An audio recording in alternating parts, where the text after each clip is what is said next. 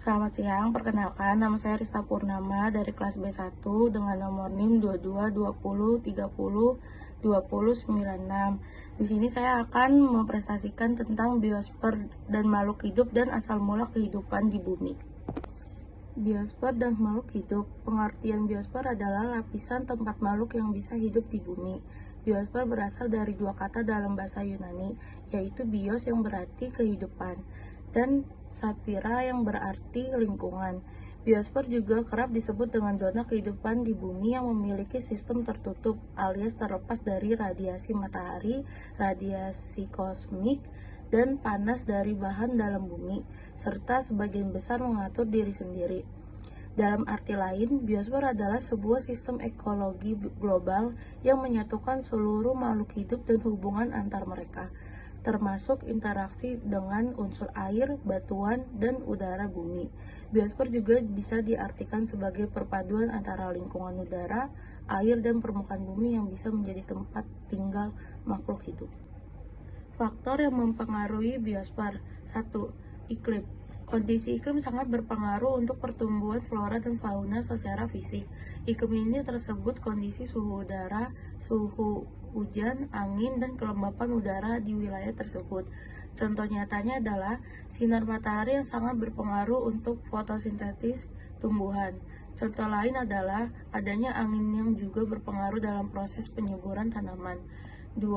Kebanyakan makhluk hidup sangat tergantung dengan keberadaan air. Air adalah curah hujan yang sangat berpengaruh tentang kondisi air di sana. Contohnya di gurun dengan adanya sedikit air dan hujan, hanya ada sedikit flora dan fauna yang bisa bertahan hidup dalam kondisi tersebut. Ketiga, ada tanah. Tanah sangat penting artinya dalam tumbuhan. Dengan mereka mengambil zat-zat penting dari tanah, serta tumbuhan di tanah, begitu juga hewan yang menjadikan tanah sebagai tempat mereka hidup. Topografi lebih rendah serta sebuah permukaan wilayah juga akan sangat mempengaruhi persebaran flora dan fauna. Misalnya di tempat-tempat tinggal suhu yang dingin, artinya ada hewan dan tumbuhan khusus yang bisa hidup di dalam kondisi seperti itu. Kelima adalah makhluk hidup. Manusia pada khususnya bisa membuat perubahan besar dan mendadak untuk biosfer.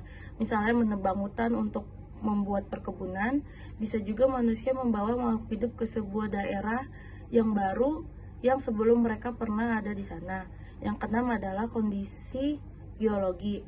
Suhu, air, udara, dan banyak faktor geologi lainnya masuk dalam keperhitungan soal persebaran fauna dan flora. Semakin lengkap kondisi geologi dalam wilayah tersebut, maka sebagian besar tempat tersebut ditinggali oleh beragam makhluk hidup. Ketujuh adalah biotik. Makhluk hidup perlu dukungan kehidupan organisme lain untuk menyokong kelangsungan hidup mereka. Semakin mendukung keadaan biotik ini, semakin banyak pula flora dan fauna yang berkembang di kemudian hari. Contoh fenomena biosfer. 1. Kerusakan flora dan fauna. 2. Penyebaran fauna dan fauna yang tidak merata. 3. Perbedaan konsumen pada bahan pangan. 4. Lahan luas yang berkurang. Dan 5 adalah dampak akibat kerusakan. Asal-usul kehidupan. Asal-usul kehidupan terbagi teori menjadi 5 jenis, yaitu yang pertama adalah teori abiogenesis, yaitu teori ini tergolong teori tertua yang berkembang dan menyatukan bahwa makhluk hidup muncul dari benda mati. Yang kedua adalah teori biogenesis. Seiring dengan perkembangannya ilmu pengetahuan, manusia akhir berpikir lebih ilmiah. Ilmuwan tidak hanya mempercayai pada teori, tetapi mempunyai bukti ilmiahnya tersebut. Yang ketiga adalah teori evolusi kimia, yang mempunyai arti adalah melakukan eksperimen yang mengatur bumi beraktif dengan mencampurkan gas seperti menata amonia, uap air, dan nitrogen dalam sebuah alat.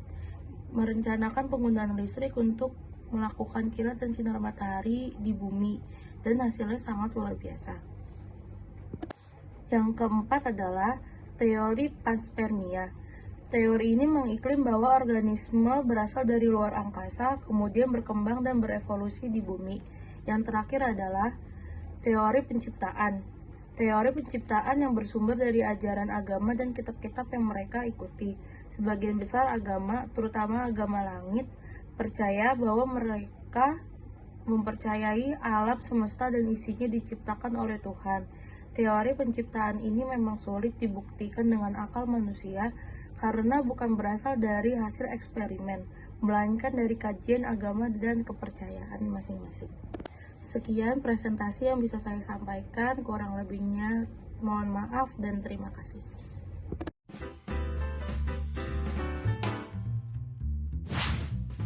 Planet kita dipenuhi sama banyak banget kehidupan, dari yang super kecil sampai super besar, dari sel tunggal sampai makhluk kompleks dengan otak yang bisa ngetik dan ngepost di sosmed.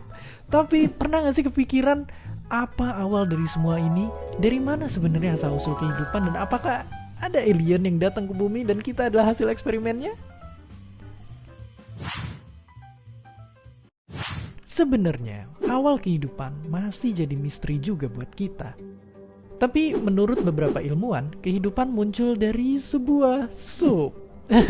Enggak. Bukan sup ayam, tapi sejumlah air hangat berisikan benda organik yang bisa memulai kehidupan.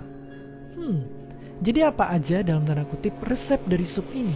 Apa benar dari sup ini bisa muncul hewan-hewan, tanaman, dan manusia?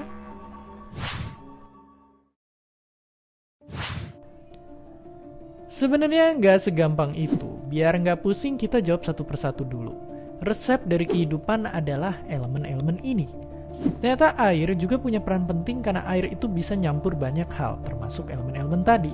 Faktanya, sepasang ilmuwan pernah bikin eksperimen ngereplikasi kondisi ini dan mereka nemuin elemen yang bisa jadi pondasi kehidupan. Pastinya nggak semua genangan air cocok karena sekitar 3 miliar tahun yang lalu, bumi itu nggak seramah sekarang. Maka dari itu, dalamnya laut jadi perisai yang efektif. Ditambah dengan panas dan mineral dari retakan-retakan ini, tempat ini jadi lokasi yang cocok buat memulai kehidupan. Dan gak cuma di bumi, para ilmuwan dan astronom juga menduga kalau bulan-bulan ini bisa nyembunyiin kehidupan di balik permukaan esnya yang tebal.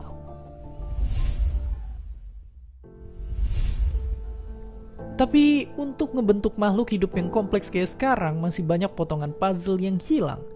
Ibaratnya kayak dari bisa bikin perahu kertas, butuh banyak banget komponen dan keahlian lain buat bisa bikin kapal pesiar dan kapal perang. Ya, jadi seiring waktu makhluk-makhluk hidup pertama di dunia berevolusi dan sampailah ke satu titik di mana semua kehidupan di bumi berasal. Namanya Luka, atau leluhur universal terakhir. Inilah sumber dari semua kehidupan di bumi. Faktanya, semua makhluk hidup di dunia punya genetik yang mirip banget. Dan kalau kita lacak terus ke belakang, maka ketemulah Luka ini. Dia memang bukan makhluk hidup pertama di bumi, tapi dia adalah makhluk hidup paling awal yang bisa kita lacak lewat genetika. Dan memang masih banyak banget pertanyaan yang belum terjawab. Kita masih belum tahu bentuk Luka kayak gimana. Gak ada fosil Luka dan gak ada juga yang masih hidup sekarang. Bahkan masih banyak perdebatan gimana Luka bisa terbentuk. Untuk kita cari tahu cuma ada satu cara, yaitu dengan terus bertanya dan menelitinya. Dan seperti biasa, terima kasih.